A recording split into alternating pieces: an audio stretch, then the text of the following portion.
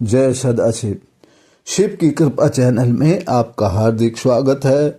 परम पिता परमात्मा सदाशिव की असीम कृपा आप और आपके परिवार पर सदैव बनी रहे, इसी प्रार्थना के साथ आज जानेंगे कि प्रदक्षिणा क्या है, परिक्रमा क्या है और प्रदक्षिणा क्यों करी जाती है और प्रदक्षिणा या परिक्रमा की क्या विशेषताएं हैं, इससे क्या लाभ मिलता है।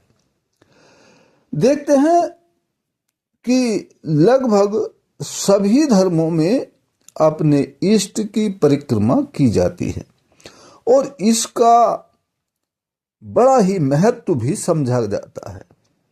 तो प्रदक्षिणा की मतलब है अपने दक्षिण भाग यानी दाहिनी ओर घूमना, गति करना या घड़ी की सुई के चलने की दिशा में घूमना, गति करना।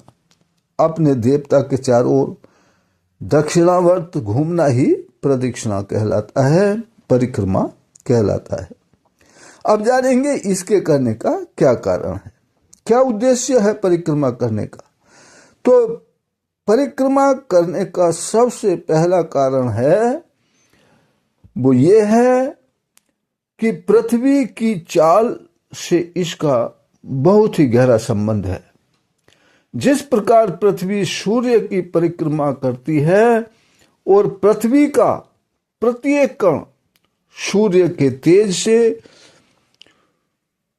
सूर्य के प्रकाश से ऊर्जावान होता है और प्रकाशवान हो जाता है, उसी प्रकार जब हम अपने किसी देवता या अपने इष्ट या अपने पूज्य की परिक्रमा करते हैं तो हम ऊर्जावान हो जाते हैं, पॉजिटिव ऊर्जा से परिपूर्ण हो जाते हैं।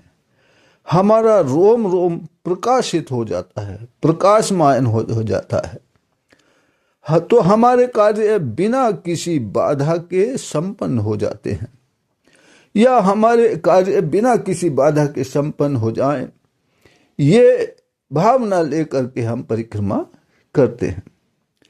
तो हमें परिक्रमा मौन होकर ईश्वर का, जिसकी परिक्रमा हम कर रहे हैं, उन्हीं का नाम जप करते हुए करनी चाहिए। इससे पूरा लाभ हमको प्राप्त होता है।